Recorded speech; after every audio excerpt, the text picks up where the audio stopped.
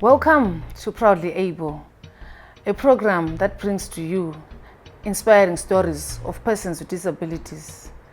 Given all the necessary support, persons with disabilities can break new ground.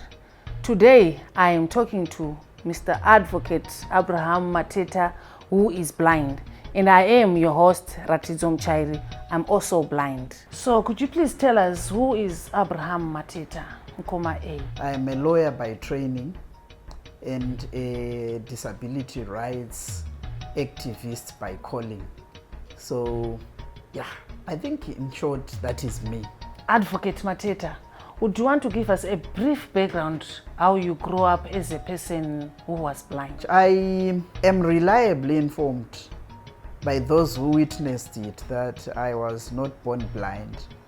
But before reaching the age of 2, there was an illness whose circumstances and name I have no knowledge of. So I hear that as a result of that illness, I became blind. Growing up while blind was an interesting experience because you always begin to wonder about certain things. And I remember particularly a story that I always tell about a playmate called Alan. And we were playing, and you know, when you are young, you are just doing everything like anyone, and we were running. So Alan decided to put some log on my way, so it was more like an obstacle. So I bumped against the object and fell down, and then I complained to the people that I was playing with, and Alan simply says, atisisu takakuita kutusaona. I remember we had a fight. Alan was 1 or 2 years older than me, but that fight was something that I will never forget. But I always tell people that throughout my life I always hear voices that seem to suggest that atisisu takakuita kutusaona. So these are voices that I keep on trying to correct or deal with throughout my life. So basically you had the privilege to go to school. At what level what schools did you go to, if I may ask? All right, so I had a hybrid experience with our education system because I had access to what you could think in terms of as special schools. And I also had access to what were called integrated settings, which they are now calling inclusive setups. So I did my primary, in fact, I went to Kapota School for the Blind only for 1 term because my father was saying it was a bit far from Karoi to Masvingo. So I was transferred to Jairus Jiri School for the Blind, where I learned up to grade 3, and then there was a very interesting system there where you would be taken to a nearby school. So I now use the Jairus Jiri Center as a home, and then going to learn at a neighboring school called Kureza Primary School. And then I did my secondary school at John Talak Secondary School in Bulawayo. John Talak is just an ordinary school, so we were learning together with sighted learners as well. I did my A level at Lower Gweru Adventist High School, which was also an ordinary place, and then I went to the University of Zimbabwe and then the University of Leeds. So that's my school life generally. Growing up with a disability has a lot of challenges, especially acceptance by the society, which discriminate against persons with disabilities. You know, the first challenge is just that our society does not think about people who are different and providing for them. So, you know, I remember after learning about 5 senses, this very intelligent young girl comes to me and says, "So Abraham, we have been told that people have 5 senses, sense of sight, touch, blah, blah, blah. And then he says, so does it mean that you are not normal? Because understandably, your sense of sight does not work. So, you know, at grade 6, grade 5, those were questions that were too abstract, I think, for us to deal with. One of the things that we struggled with was getting information or learning material in the right formats. So in some cases we didn't have a braille material, braille books and so forth. For my 4 good years at the law school, I only had access to 3 books, the Guide to the Criminal Law and the Prosecutor's Handbook. I can't remember the 3rd one. All the other books were not available in Braille, so I would rely on friends reading for me. The use of technology was not as much as it is currently. I have always been an avid reader. I finished the Bible in grade 5, not because I was so religious, but it was one of the most readily available books in Braille then. People associate blind persons' ability and reasoning capacity to their blindness instead of seeing the person, not the disability. So look, the society, you know, sometimes finds it difficult to accord respect to people like myself who are blind, because there are times when you would find kuti they seem to associate the sense of sight with proper reasoning, and so you would find that sometimes you get excluded in certain activities. But I'm glad that where I come from, especially in my home area, I've been given an opportunity to participate in a lot of things. The other challenge Abraham faces is when he attends workshops, and sometimes he'll be the keynote speaker, but everything will be printed without consideration of his blindness. We always constantly face, you know, things that are put in our way. For instance, just to give you a very interesting example, I always go to meetings. And I go to meetings, I find they've printed their agendas, they've printed the manuals that are going to be used. And in some cases, I'm supposed to be one of the major participants in that meeting. So it shows you that it's a challenge.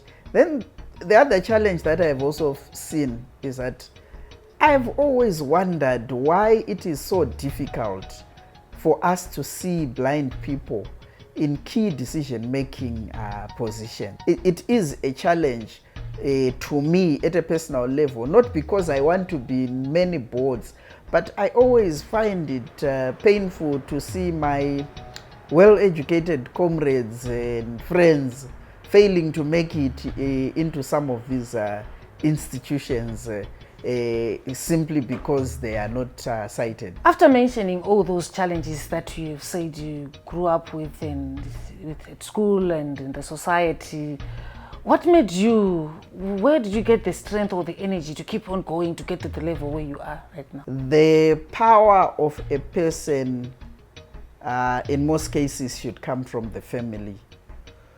I indicated at first that my family, my mother and my father, were wise enough to think of taking me to school. So that's the first thing. The second thing is that I always felt that I was so accepted at home, which is what I think a lot of persons with disabilities fail to get. So for me, that's the first place where I got the determination. One of my first teachers that I remember was my brother, who taught me how to distinguish the left shoe from the right one. You know, I didn't get that from any other teacher. It was my brother at home who taught me to count to 100. It was my brother at home who taught me to distinguish silver coins, for instance. When I went there into the community, I already had this thinking that you know, I'm coming from where I've been accepted. We're taking a short break. Don't go away.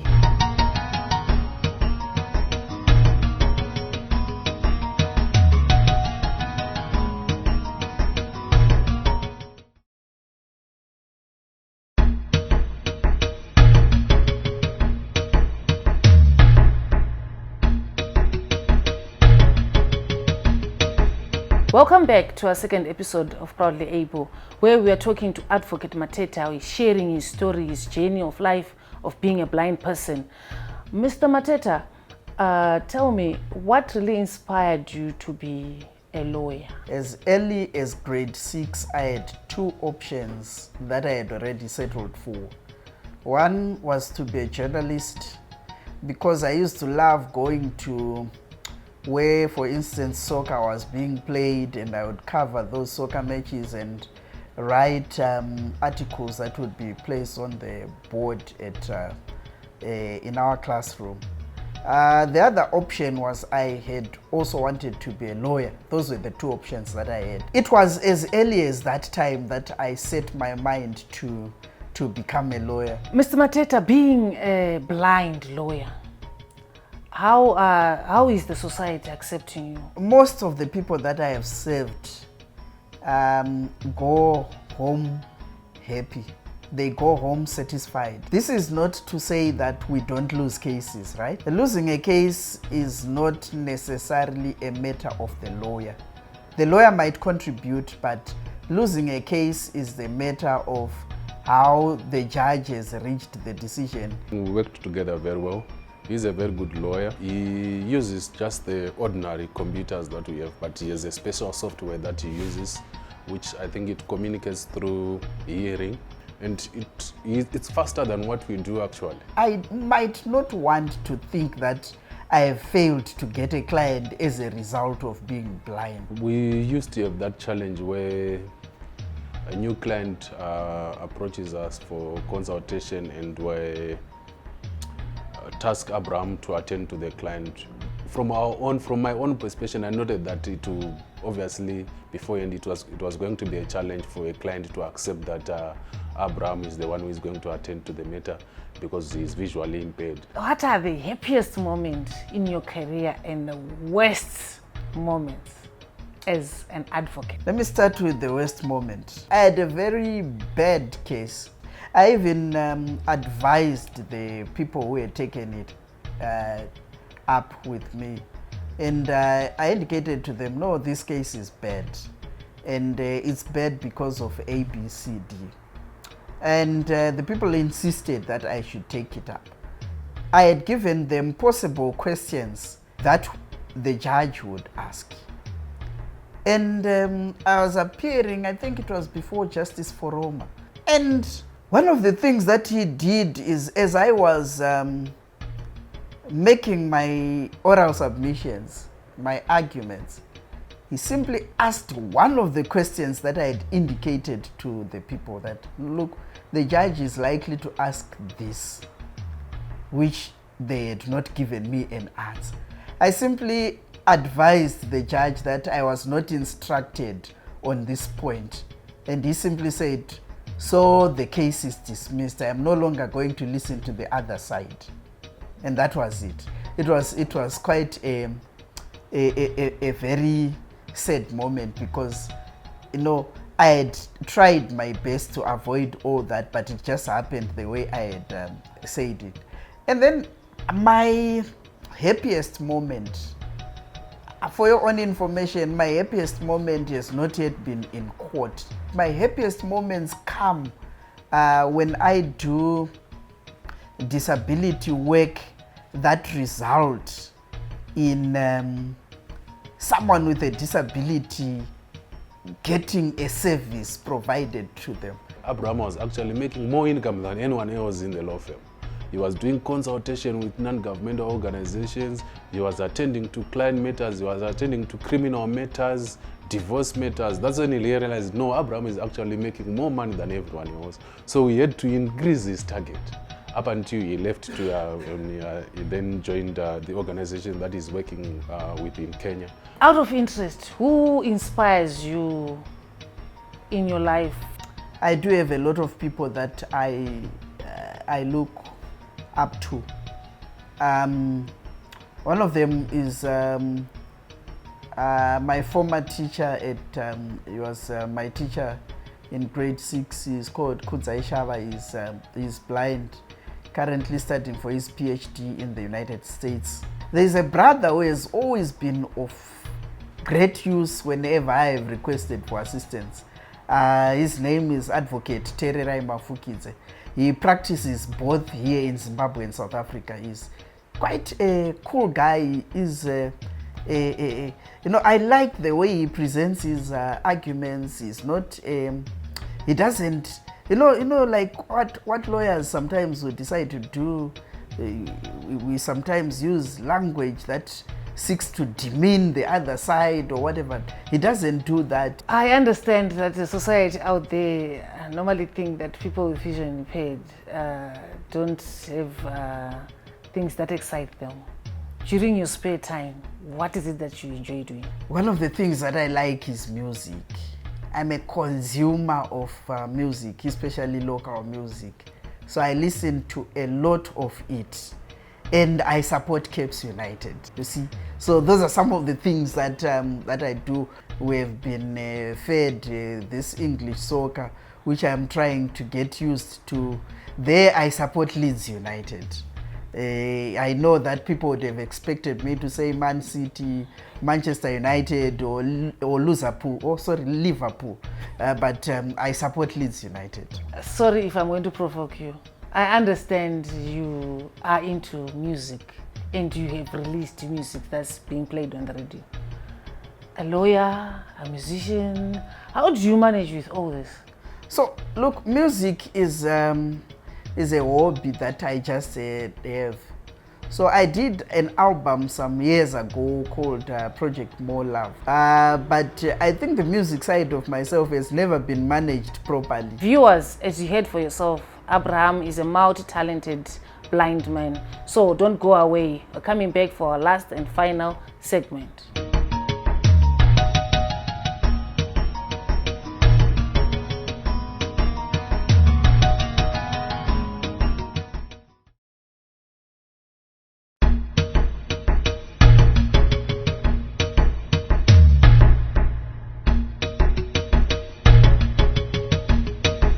Welcome back to our third and final segment of Proudly Able, where Abraham Mateta is sharing his exciting story of being blind. Mr. Mateta, tell me, what are the challenges do you have when preparing for your court cases or when trying to get the evidence? You know, what happens generally is that courtroom practice in Zimbabwe is still largely papered in nature.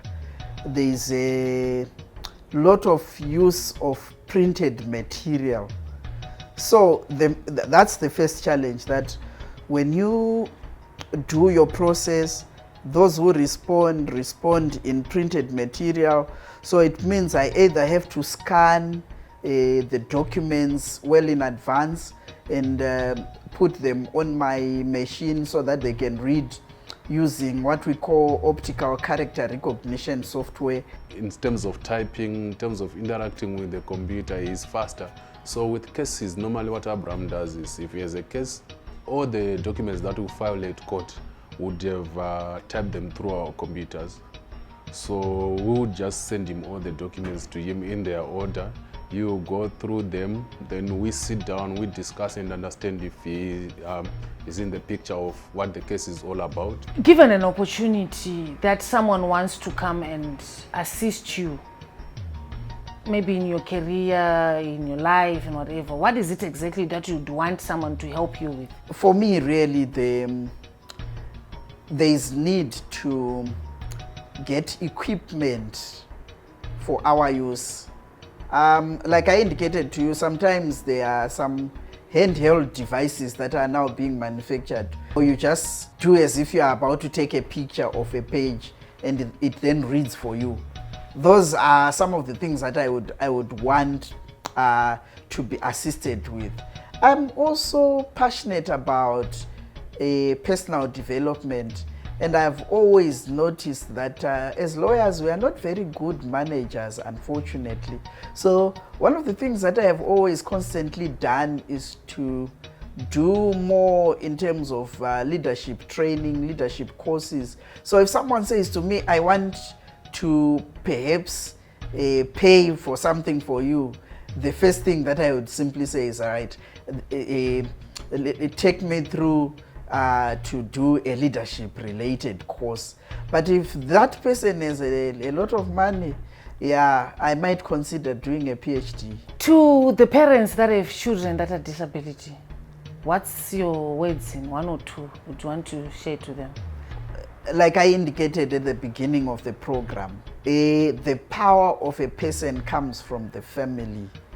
It is true that we may not be knowing, but once we begin to think positively, we can go far.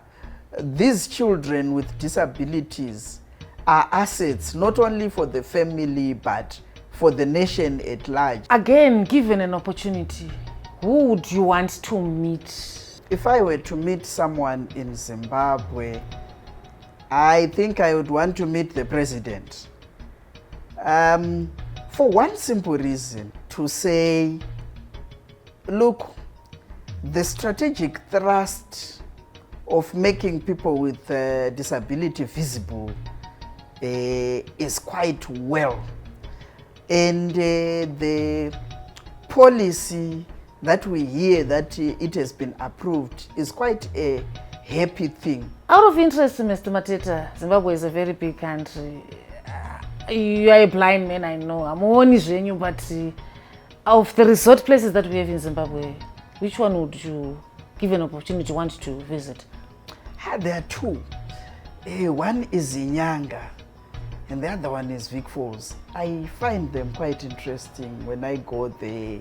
You know, like in Inyanga, it's cool when you go to those places, those mountains.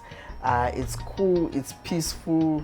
The Vic Falls, the noise of that water, it just blesses me, you know. I like those two resort areas. So in your final words, what do you want to say to our society? I live a very happy life. That is what I can tell the listeners. That, you know, my imagination is quite sharp, and you know, that imagination covers for the lack of sight, but my imagination is not based on conjecture. It's something that I constantly verify to make it in line with reality. So it's quite a happy life.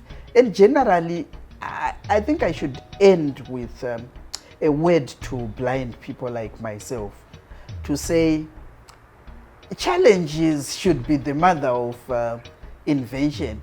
We must always live what is called a possibility-oriented life, where you turn challenges into opportunities. Perhaps Mr. Mateta would want to tell us briefly, family-wise, are you married?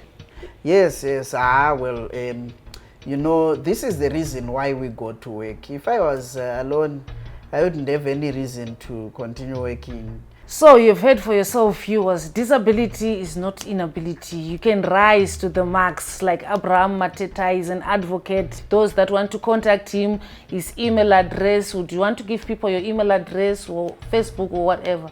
So on Facebook, I'm available. My username is Abraham Mateta. On Twitter, at Abraham Mateta. And my email address, abmateta@gmail.com. Mateta is spelled Mateta. So I am very much available.